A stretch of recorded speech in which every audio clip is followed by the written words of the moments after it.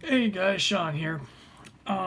Just a quick, kind of chatty video today about a reading project I want to undertake. I've been wanting to undertake it for quite a while, and I've just never gotten it going. I've never really kind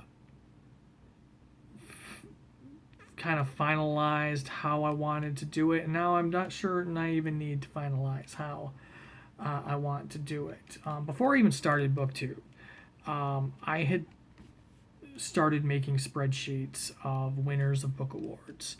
At the time, it was the Costa, the Women's Prize, the Man Booker, and the National Book Award. So those were what I was focusing on, but I've discovered so many other book prizes since then. And it's a lot of books. And I've discovered, some prizes I don't really care about reading all the award winners of more than others, and it's been a process. But I have a lot of spreadsheets of award winners, and I want to start reading some of these award winners. I enjoy following book awards. I enjoy the discovery of new to me authors that it leads me to, especially when in long and short lists. And I want to start reading some of these books. Every year I have the intention, this year especially, I had the intention of reading the National Book Award shortlist, the Stoker Award shortlist for first novel. I was going to try and read the Women's Prize shortlist. The only one that I may still be able to get to, I will not be able to get to it before they announce the winner. I never am able to get to it before they announce the winner, because there's such a short period of time between the short list and the winner announcement, and that's the Reading Women podcast, the Reading Women Award from the Reading Women, Kendra Winchester's Reading Women podcast, that Jacqueline from 6 Minutes for Me is also a host of.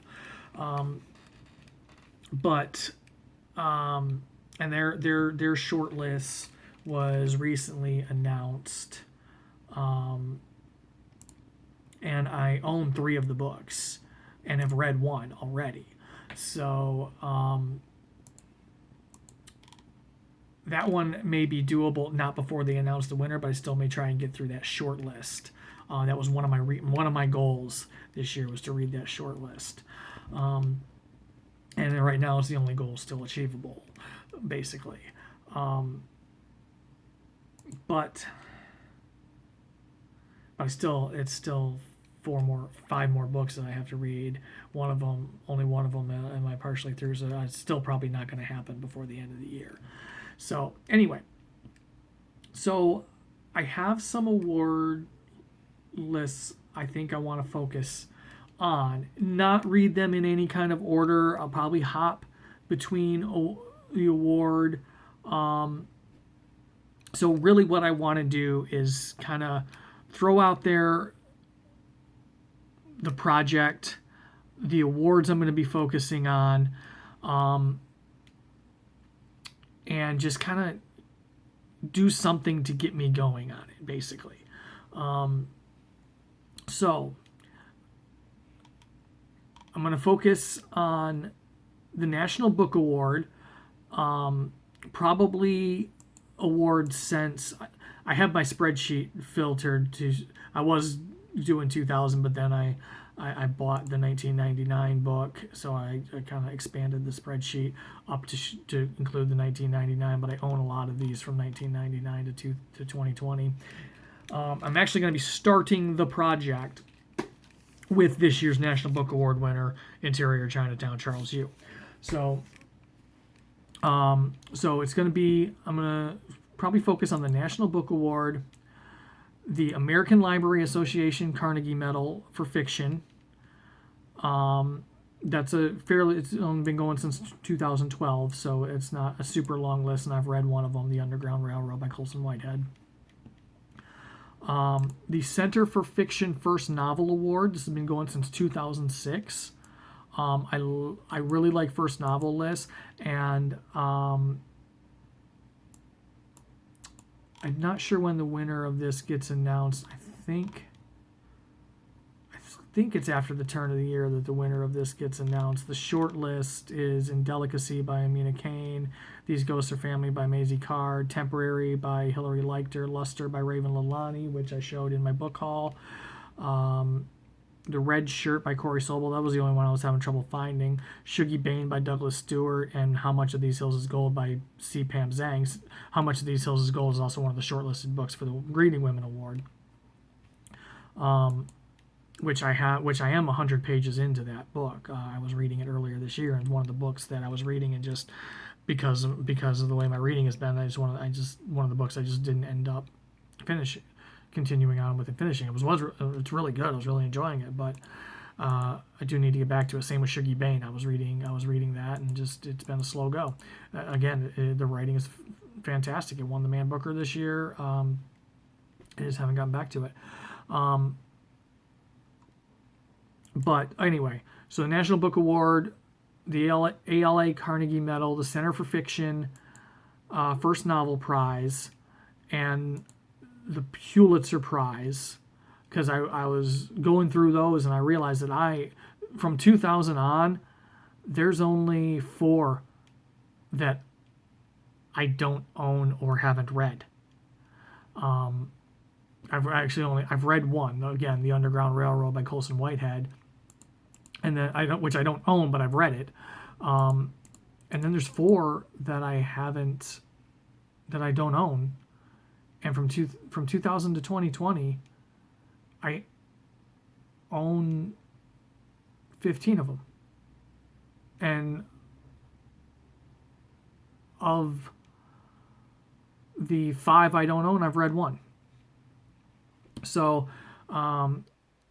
it seems like the Pulitzer Prize lines up a lot with my taste in books. And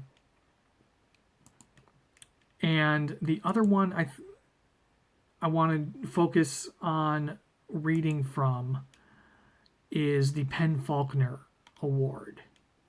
Now I have the list going all the way back to 1981 on my spreadsheet, but I'm probably not going to go. I'm probably going to keep my focus again in this century, for a while at least. I have several of them, and it's just an award that not a lot of people talk about. I have spreadsheets for the Women's Prize and the Man Booker. I like those awards. I like keeping track of those awards, and I do want to read the books, but I don't know that I'm going to put my focus on those. I'm still going to try and read some of the books, but for my project purposes, I want to focus on some of the lesser known awards other than obviously the National Book Award and the Pulitzer Prize. Also, when the short lists and long lists for the Man Booker and the Women's Prize come out, because I'm in the States, most of the time there's at least 2 to 3 books that I just can't get my hands on. So it makes reading those lists a little harder, because I got to order from Book Depository or wait for the U.S. release.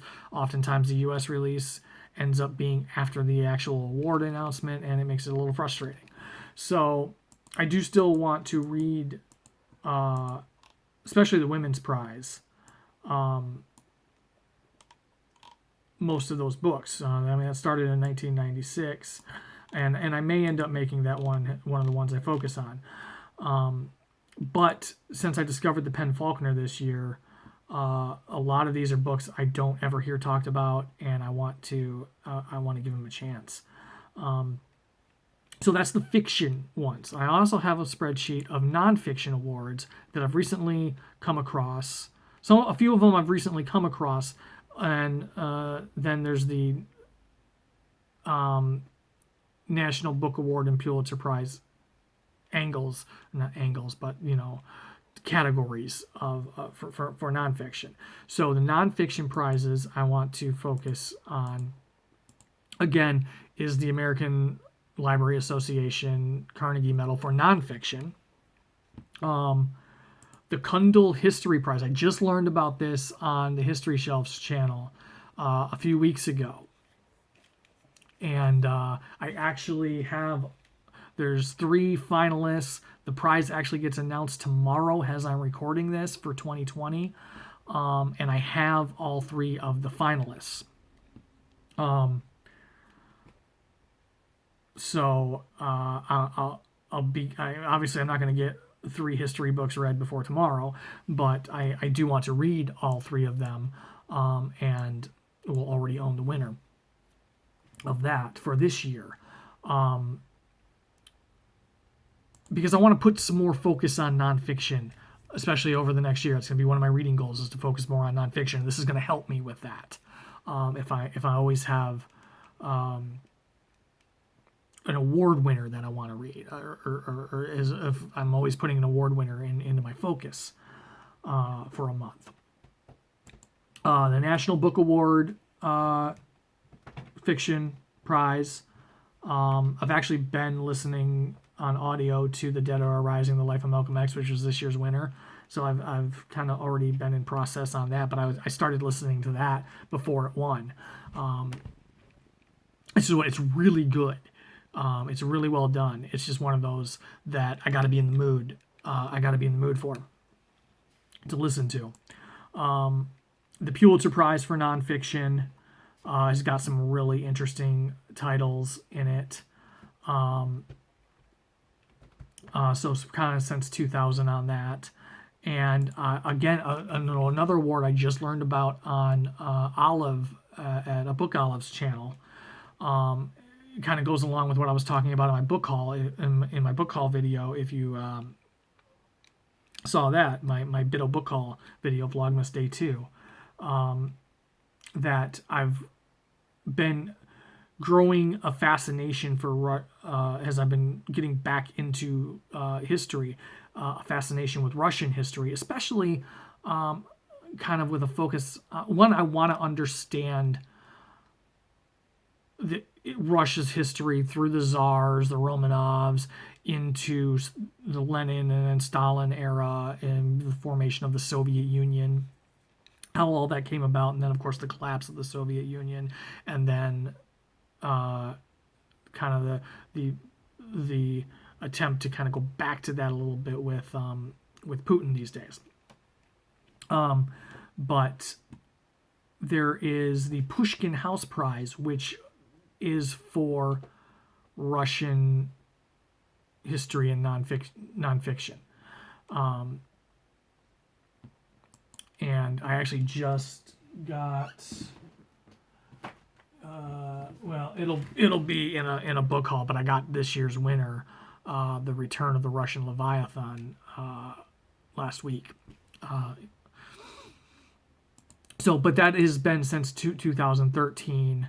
And that is just to help with my research into Russian history. But what I was saying is I especially want to read and learn about the Russian side of World War II. That is a side of World War II that you don't hear, that's not in the popular canon of World War II literature and media and talk. What we hear about mostly is very European centric for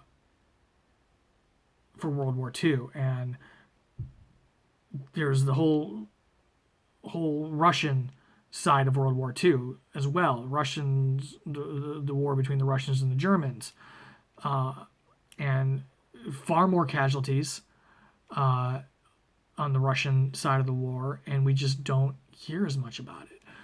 So I want to learn more about that.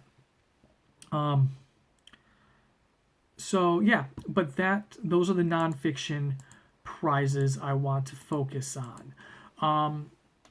So my idea is every month, or actually basically to always have one of those on the go, both fiction and nonfiction.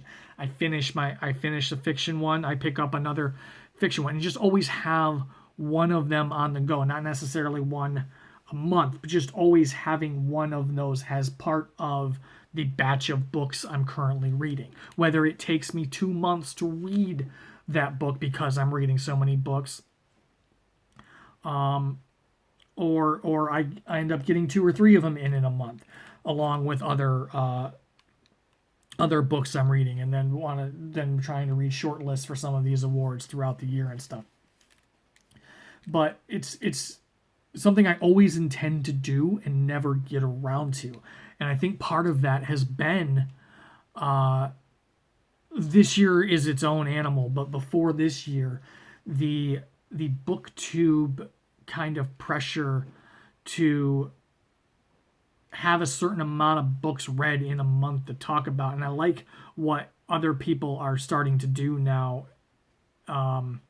Russell's been doing this for a while, and other people are doing, of not necessarily a monthly wrap up, just when they have a few books to talk about, they do like a read and reviewed kind of thing. And that takes the pressure off of, I need to have a certain amount of books read in the month so that I can do my monthly wrap up and have a fair amount of books to talk about. And that's kind of some of the pressure that I was collapsing under as a booktuber, and why part of why I ended up opening up other channels of my content, because I just didn't read like that. It's not how I read. I never felt like I had enough to talk about, or I was always trying to put a focus on a certain genre or something so that I could fit in a spot, or I worried, those of you who've been with me for a long time, I worried about, when my name was Eclectic Reads, of not living up to that name and not reading a broad enough range of books in a month, and just there was a lot of there's a lot of pressure in the booktube community to read a certain amount of books. I'll watch videos sometimes, and I'm going off on a tangent here, I know, but I'll watch videos sometimes where people talk about not having a good reading month. They only read 7 books, or I only got 10 books read this month. That's like 2.5 months. 10 books, like 2.5 months of reading to me. No, I understand. Like, if you're somebody who reads typically 15 books in a month, one, how the hell do you do that?